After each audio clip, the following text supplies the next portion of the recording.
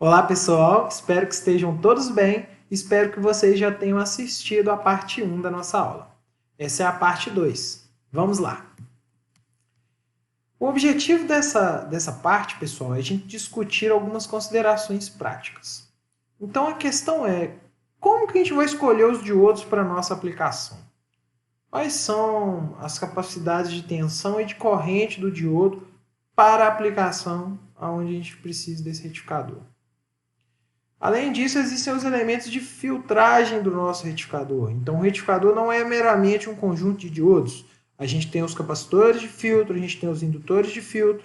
Podem ser utilizados indutores de corrente contínua ou indutores do lado de corrente alternada. E a questão é, como projetar a capacitância? Qual tecnologia de capacitor nós vamos utilizar? Como projetar a indutância? Qual tecnologia de indutor a gente vai utilizar? Então a gente vai tentar discutir algumas dessas questões hoje. Ok. Em relação à escolha dos diodos, pessoal, a primeira coisa que tem que ser pensada é qual é a função, qual a aplicação do circuito.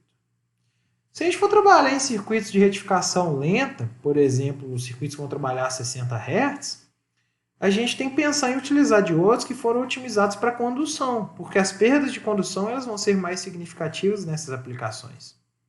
A gente pode até conjecturar que as perdas de comutação aí, elas vão ser baixíssimas, tá? Porque a frequência é muito baixa. Já em aplicações que a gente tem frequências maiores, neste caso, retificações aí que vão acontecer na faixa de kHz em algumas topologias, né? O efeito de recuperação reversa ele vai ter um papel fundamental nas perdas, pessoal, porque as perdas de comutação vão ser muito mais significativas. E nesse caso, talvez utilizar diodos rápidos, ou seja, diodos que eles estão otimizados para comutação, é uma boa abordagem.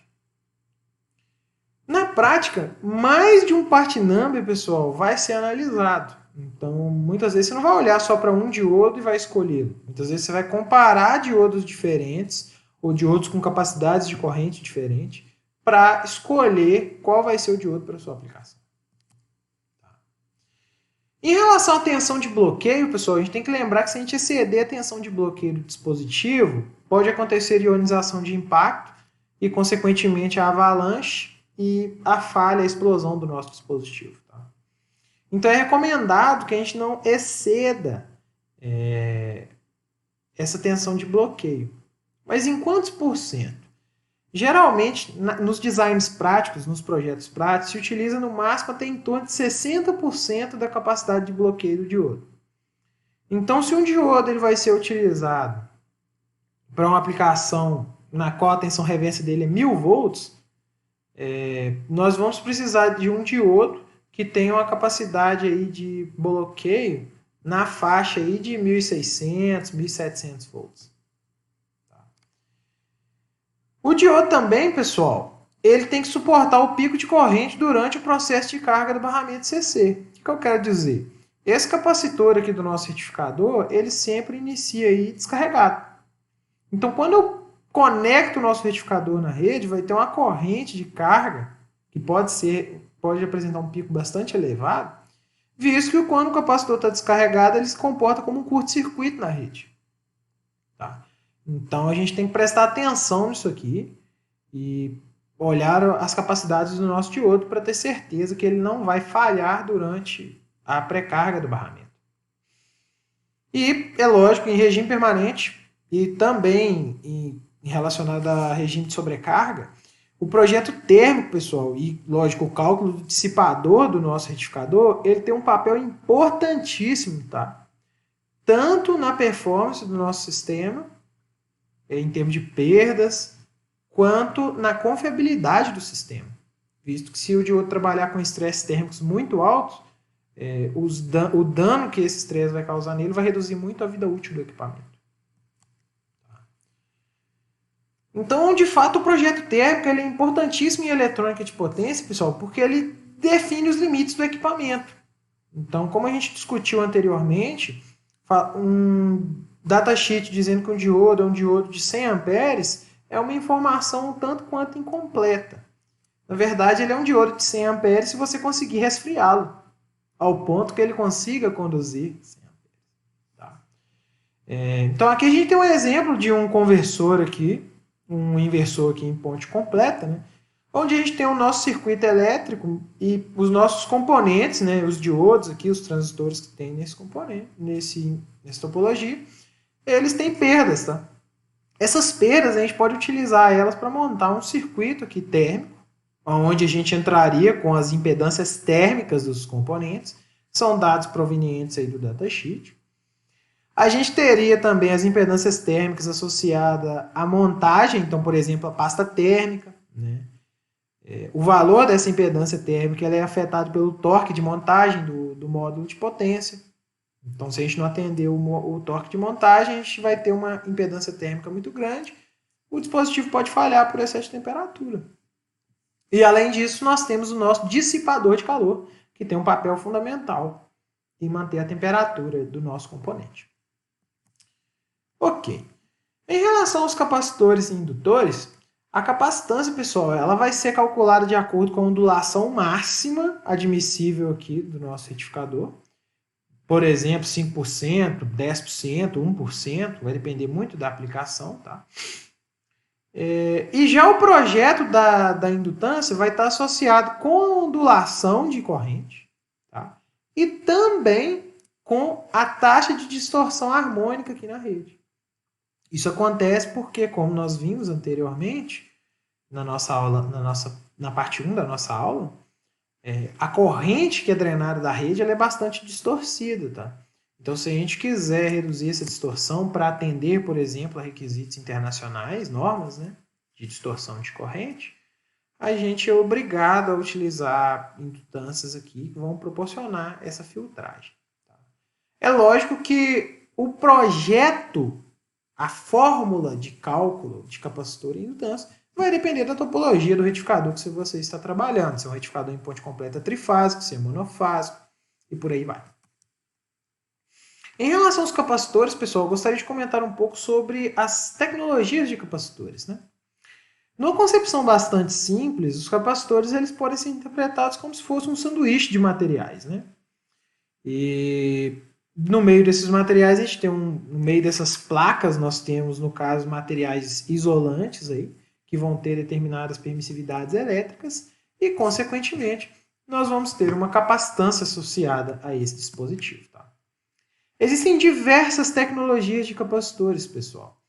E a utilização de uma determinada tecnologia está associada muitas vezes com a faixa de tensão que você vai trabalhar e com a capacitância que você quer trabalhar. Tá? Então, nós temos, por exemplo, os capacitores eletrolíticos, tá? Baseados em alumínio. Então, esses capacitores eles conseguem faixas de capacitâncias aí, desde 1 microfarad ou até menos, até faixas próximas aí a 1 farad. Mas nós teremos tensões de bloqueio aí que estão limitadas, tensões máximas desses capacitores, até em torno aí de 800 volts. Nessa situação, se a gente precisar utilizar capacitores com capacidades de tensão maiores, a gente é obrigado a mudar a tecnologia. Por exemplo, capacitores de filme plástico. Tá? Só que os capacitores de filme, tá? Você não consegue atingir capacitâncias tão grandes como no caso do capacitor eletrolítico. Tá? Mas ela te permite trabalhar com tensões aí até acima de 10 kV. Tá? A gente tem também os capacitores, no caso, supercapacitores, né? Então, é uma tecnologia que nos permite ter capacitâncias altíssimas, 1 farad até 1 kF. Contudo, eles são produzidos para níveis de tensão pequenos. Por exemplo, tensões aí abaixo de 10 volts. Tá? Então, dependendo da faixa de aplicação, você vai ser obrigado a utilizar uma outra tecnologia de capacitor. Tá? Outro ponto importantíssimo do capacitor é o comportamento elétrico dele. Muitas vezes a gente pensa que um capacitor é uma simples capacitância, mas à medida que a frequência aumenta, tá? Outros elementos eles começam a se tornar importantíssimos, tá? No circuito do nosso capacitor. Por exemplo, a resistência série do nosso capacitor, ela é conhecida como ESR, né? Equivalent Series Resistance. A gente tem uma indutância também parasita, tá? Ela está associada à própria indutância dos terminais aí do capacitor, tá? E a gente pode ter também uma resistência aqui em paralelo. Essa resistência paralela está associada à autodescarga do capacitor, né? O capacitor está em circuito aberto, mas ele consegue, se você deixar o capacitor carregado por um determinado tempo, ele tende a se autodescarregar, né? E isso pode ser compreendido por meio dessa resistência paralela. Qual que é a grande questão? O efeito indutivo e o efeito resistivo limita a faixa de frequência em que podemos aplicar esse capacitor. Isso acontece porque, à medida que a frequência aumenta, o termo capacitivo fica cada vez menor e o termo indutivo fica cada vez maior. Lembre-se que a reatância indutiva ela é computada por meio da frequência na seguinte equação. A reatância indutiva ela é ômega-L, enquanto a reatância capacitiva é 1 sobre ômega-C. Tá? A impedância mínima que nós teremos nesse capacitor, pessoal, à medida que a frequência aumenta, é o próprio valor da resistência série. Por quê? Porque ela acontece na ressonância, ou seja, quando essa indutância e essa capacitância ressonam e a gente tem um circuito puramente resistivo. Tá? Os próprios pinos do capacitor, pessoal, têm uma grande influência na indutância. E dependendo da aplicação, a gente não vai conseguir usar esse tipo de capacitor, que é um capacitor que a gente fala que é um capacitor PTH, né? Plated Through Hole. Ele é um capacitor que tem muita indutância. Muitas vezes a gente vai utilizar um capacitor SMD, na qual a gente não tem esses pinos, né? Ele é soldado na superfície da PCB, e nós teremos indutâncias muito menores. Aqui a gente tem um exemplo, uma comparação de várias tecnologias de capacitores. Tá? Isso aqui seria o gráfico de impedância em função da frequência das correntes que circulam no nosso capacitor. Tá? Se a gente lembrar, pessoal, o módulo da impedância do capacitor, né? Vamos colocar dessa forma assim, ele é igual à reatância capacitiva, que seria 1 sobre ômega-C.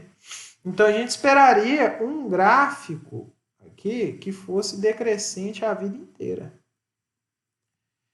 Na prática, isso não acontece, pessoal. Por quê? Por causa dos elementos parasitas do nosso capacitor. Então, por exemplo, capacitores eletrolíticos, o efeito resistivo e o efeito indutivo, eles já se tornam muito importantes aqui, tá? Em frequências, por exemplo, na faixa de 10 kHz, tá? Ou até menos. Já os capacitores de filme, você pode notar que eles se comportam como capacitores até uma faixa aqui próxima de 2, 3 MHz. Depois da ressonância, não se comporta como capacitor mais. Tá? E esses capacitores MLCC seriam os capacitores cerâmicos. Tá? MLCC significa Multilayer Ceramic Capacitor. Nós teremos que eles são os capacitores que conseguem operar nas frequências mais altas. Tá? Outra coisa bastante interessante, tá? É que para uma mesma tecnologia, capacitores menores, tá? Capacitâncias menores, elas proporcionam uma operação até frequências mais elevadas. Tá?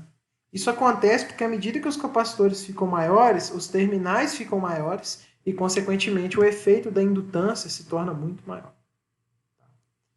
Então, lembre-se disso. Por este motivo, pessoal, quando nós temos um inversor comercial, ele não utiliza um tipo de capacitância, mas sim, pelo menos, duas tecnologias. Então, aqui a gente tem uma fotografia de um inversor aqui de potência em torno de 100 kVA. Aqui tem uma foto lateral desse inversor e aqui uma vista frontal desse camarada. Isso aqui, ó, se eu puder dar um zoom aqui para vocês... Essa parte aqui, pessoal, isso aqui, esse módulo é um retificador de diodos, tá? Então a gente tem um retificador de diodos e trifásico, a gente tem as 3 fases chegando aqui. E ele vai ser conectado ao barramento CC, tá? Então isso aqui tudo que vocês estão vendo é o barramento CC, tá? Aqui é uma vista lateral que nos permite identificar os capacitores, tá? Então são capacitores eletrolíticos, tá? Para trabalhar com tensões aí até em torno de 900 volts. Além desses capacitores eletrolíticos, cujos terminais estão apresentados aqui, perceba que a gente tem uma ligação em série de 2 capacitores. nós temos esse elemento em azul, tá? Que são capacitores de filme, tá? Esses capacitores de filme, eles estão conectados em paralelo com os capacitores eletrolíticos, tá? A ideia por trás aqui, pessoal, é que nós teremos uma conexão paralela de capacitor eletrolítico com uma outra tecnologia, tá? A ideia do capacitor eletrolítico, pessoal, é armazenamento de energia, limitar a ondulação de tensão. Contudo, ele só consegue operar até alguns kHz. Então, em paralelo, a gente coloca um capacitor, por exemplo, de filme ou de outra tecnologia, que consegue operar para frequências maiores e, consequentemente, ele reduz para a gente ou limita as ondulações em alta frequência do nosso equipamento. Então, guarde no seu coração, barramento CC não vai ser uma tecnologia de capacitor, mas uma combinação de capacitores para conseguir atuar em todas as faixas de frequência. Uma dúvida que pode surgir é, se este capacitor aqui consegue operar em alta frequência, né, por que não utilizá-lo para construir o barramento CC? A justificativa para isso, pessoal, está no fato de que, para conseguir alcançar a mesma capacitância com essa tecnologia aqui, um capacitor de filme, a gente precisaria de um barramento CC com um volume muitíssimo maior. Tá? Isso acontece porque as capacitâncias máximas alcançadas por esses capacitores de tecnologia de filme, ela é muito menor do que as capacitâncias máximas associadas aos capacitores eletrolíticos. É até por isso que capacitores eletrolíticos são tão populares em eletrônica de potência. Eles conseguem, né? Eles são capacitores relativamente baratos e que conseguem alcançar valores de capacitância bastante razoáveis, tá? Então, isso melhoraria muito, né, a questão de densidade de potência dos equipamentos. E por isso eles são tão populares. Aqui nós teremos uma comparação de 3 tecnologias de capacitores. Então, seriam capacitores eletrolíticos, capacitores de filme, tá? E capacitores cerâmicos, tá? A gente tem uma fotografia de cada uma dessas tecnologias aqui, tá? Então, a gente nota que os capacitores eletrolíticos, eles alcançam capacitâncias muito maiores, tá? Enquanto os capacitores cerâmicos, eles têm capacitâncias baixíssimas, tá? Além disso, os capacitores eletrolíticos são ótimos em relação ao custo, como eu mencionei, tá? E a densidade de energia, né? Ou seja, a capacidade de energia que ele consegue armazenar no mesmo volume. Já os capacitores de filme, eles têm vantagens relacionadas ao nível de tensão, eles conseguem operar em tensões maiores, eles suportam maiores ripples de corrente, ondulações de corrente, eles têm menores resistências série, tá? Então, são capacitores que têm um potencial bastante interessante para ser utilizado, viu? Em eletrônica de potência. Ok. Em relação aos indutores, pessoal, os indutores de um circuito retificador, eles podem ser instalados tanto do lado CA quanto do lado CC, como eu mencionei, está apresentado aqui, né? Só que os indutores CC, tipicamente, eles operam com valores maiores de fluxo magnético, tá? E por esse motivo, eles vão usar mais material.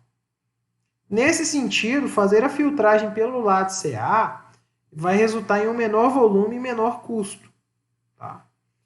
E em algumas vezes a gente pode pensar nessa indutância, tá? Como sendo a própria indutância de dispersão do transformador que alimenta o circuito retificador. Olha que interessante.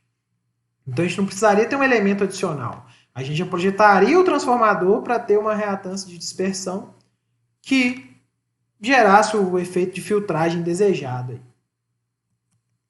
Ok. Aqui a gente tem um exemplo de alguns filtros indutivos, pessoal. Então esses aqui são filtros indutivos instalados do lado CA.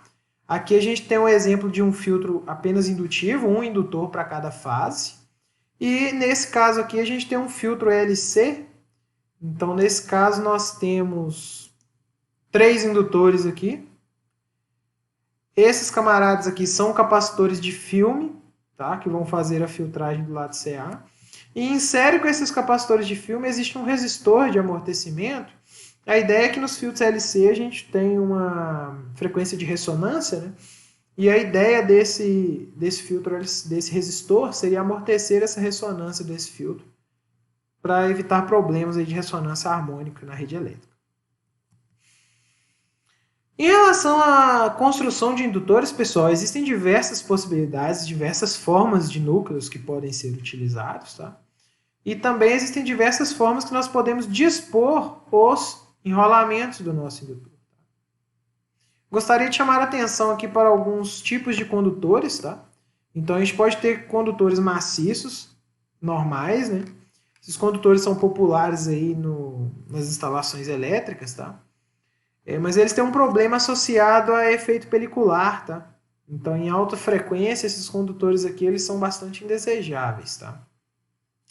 Dessa forma, existem os fios LITs, que eles são constituídos de diversos fios condutores bastante finos, isolados ali eletricamente ali entre si.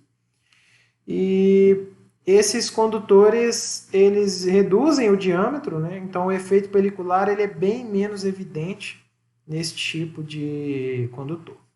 A gente pode ter também folhas de cobre. No caso, a folha de cobre ela é bastante interessante quando a gente tem pouco espaço aqui nessa janela do núcleo, que deve acomodar os enrolamentos. Então, a utilização de folhas de cobre ela é bastante interessante. A gente pode usar um tubo também, tá? A ideia desse tubo é quando a gente precisa de densidades de potência altíssima, pessoal. E aí a gente pode percorrer fluido por dentro desse tubo aqui, um fluido não condutor, de forma a refrigerar o indutor. Então, em aplicações de altíssima temperatura ou que requerem densidades de potência muito grandes, essa aqui é uma opção possível. Existem também diversos materiais que podem ser empregados, pessoal. Esses materiais para construir indutores, eles estão muito relacionados à frequência que a gente vai operar, tá? E uma motivação interessante seria também as perdas no núcleo, tá? Então, geralmente a construção de transformadores é feita com aço silício, geralmente a gente usa aço silício de grãos orientados, né?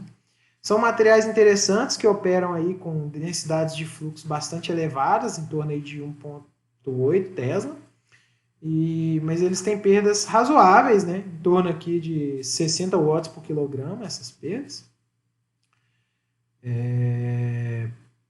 Se a gente necessitar de equipamentos tá, que tenham perdas menores ainda, pelo fato deles operarem em frequências maiores, tá? A gente tem que mudar para outros materiais. Por exemplo, esse material high flux, por exemplo, é um material bastante interessante para indutores para frequências maiores, tá? Então, dependendo da aplicação, nós vamos utilizar materiais diferentes. Um outro ponto, pessoal, que não pode ser esquecido são os resistores de descarga, tá? Esses resistores de descarga, eles são resistores que são conectados em paralelo com o capacitor do nosso retificador, o capacitor de filtro, né, do barramento CC. E a ideia dele é descarregar esse barramento, tá? Quando o retificador for desligado ou durante uma operação de manutenção, para evitar choque elétrico do operador. Só que esses resistores, pessoal, eles devem ter, no caso, valores de resistência bastante elevados, porque eles vão ficar gerando perdas aqui o tempo todo, né? V ao quadrado dividido pela resistência. Então, valores de resistência elevados devem ser utilizados, tá? Tipicamente, esses resistores são calculados, pessoal, para a gente ter aí a descarga do capacitor em torno de 1 a 5 minutos. Então, geralmente se coloca uma placa no retificador, né? Após desligar, estará energizado ou abrir depois de 5 minutos, né? E a gente vai ver que resistores de balanceamento, eles podem ser utilizados, tá? Como esses resistores de descarga, tá? Quando a gente faz conexão em série de capacitores, tá? O que são esses resistores de balanceamento? Vou retornar à figura do nosso conversor de alta potência. Vou chamar a atenção agora para essa parte, tá? Note que nós temos os capacitores, 2 capacitores ligados em série, tá? E nós temos esses resistores, tá? Que são ligados em paralelo com os capacitores, tá? Então, a motivação de utilizar esses resistores, pessoal, é muito parecido com a ideia do snubber que a gente discutiu na aula passada, tá? O que nós estamos querendo fazer é equalizar a divisão de tensão entre os capacitores. visto que eles podem ter capacitâncias diferentes. Tolerância de capacitores comerciais pode ser 10%. E eles também podem ter resistência séria e resistências parasitas, né, o ESR deles aqui, ele pode ser bastante diferente. E isso poderia ocasionar tensões, que a tensão do barramento CC, por exemplo, 1000 volts aqui, ele não seria dividido igualmente nos capacitores, né? A gente esperaria 500 volts em cada capacitor. Na presença desses resistores, pessoal, quando o retificador é desligado, esses próprios resistores proporcionam a descarga dos capacitores. E aí a gente não precisa pensar em instalar aqueles resistores de descarga, né? Que eu comentei aqui. Muito bem. Outro ponto importante é a corrente de inrush ou corrente de pré-carga do nosso sistema. Quando esse sistema é conectado à rede, pessoal, a gente supõe que esse capacitor aqui está descarregado. Se esse capacitor está descarregado, é como se nós tivéssemos um curto-circuito na rede elétrica, tá? E, portanto, a gente vai ter uma circulação de corrente nesses diodos aqui, durante a pré-carga, que pode exceder a capacidade do diodo. Uma primeira abordagem seria escolher diodos que têm capacidade de carregar essa corrente durante a pré-carga, tá? Outra abordagem seria usar circuitos limitadores da corrente de carga, tá? Em fontes chaveadas, o pessoal gosta muito de utilizar os termistores, tá? O que é um termistor? Um termistor, basicamente, ele é um resistor, né, cuja resistência varia com a temperatura, tá? Geralmente são utilizados os termistores NTC. Então, qual que é a ideia, né? Quando a gente conecta esse sistema à rede, a temperatura desse resistor NTC está relativamente baixa, tá? E nós teremos uma resistência que seria correspondente à resistência a 25 graus. À medida que o capacitor, quando isso é conectado à rede, o capacitor carrega, existe um resistor aqui que limita a circulação de corrente. À medida que esse retificador começa a alimentar a carga, ou seja, ele começa a ter uma circulação de corrente, a gente nota que a temperatura do termistor vai aumentar e, consequentemente, a resistência dele vai diminuir, até o ponto que, na temperatura máxima de operação dele, a gente teria uma resistência muito baixa, que não faria diferença, ou faria pouca diferença na operação do retificador. Então aqui a gente tem um exemplo da corrente de inrush aí de um circuito, sem a utilização de um termistor NTC e com a utilização de um termistor. Então é uma abordagem bastante interessante para limitar corrente de pré-carga. Outra abordagem em alta potência, visto que os termistores geralmente estão disponíveis comercialmente apenas para potências menores, a gente pode utilizar um circuito de pré-carga, né, com 2 contatores. Isso aqui é uma abordagem bastante encontrada na indústria, né? Então a gente tem um primeiro contator que vai promover uma circulação aqui de corrente por meio dos resistores de pré-carga, aquele resistor RP. E depois que a pré-carga for realizada, eu aciono o contator principal e curto-circuito os terminais desse resistor. Então é como se esse resistor deixasse de existir. Limitamos a corrente de inrush. Então a gente tem um exemplo de um conversor aqui que utiliza essa abordagem. Os resistores de pré-carga estão aqui embaixo, tá? E aqui nós temos os contatores, tá? Que fazem a pré-carga do equipamento. Aqui nós temos os transitórios, isso aqui é um resultado experimental da pré-carga desse conversor, tá? Então note que existe um barramento CC aqui, ó, e uma ponte de diodos nessa região, que vai fazer o carregamento e a retificação da tensão. Então essa tensão está iniciando aqui num valor aqui bastante baixo. Num primeiro momento a gente tem a pré-carga, né, com o resistor. Então nessa região aqui a gente tem o resistor, né, com o resistor. Então nós temos um transitório de corrente, existe um pico de corrente, mas ele é muito menor do que se esse resistor não existisse. Nesse instante aqui, ó, depois de 0,6 segundos, a gente remove o resistor. Então, nós estamos sem o resistor, visto que eu fechei o contator principal. Existe um segundo transitório, visto que a tensão do capacitor não tinha atingido o valor em regime permanente, mas a gente tem uma corrente de partida aqui, uma corrente de pré-carga muitíssimo pequena se comparada à pré-carga sem os resistores. Tá? Então, essa abordagem, pessoal, de utilizar o resistor de pré-carga vai ser muito utilizada aí na indústria para resolver esse problema em retificadores de alta potência.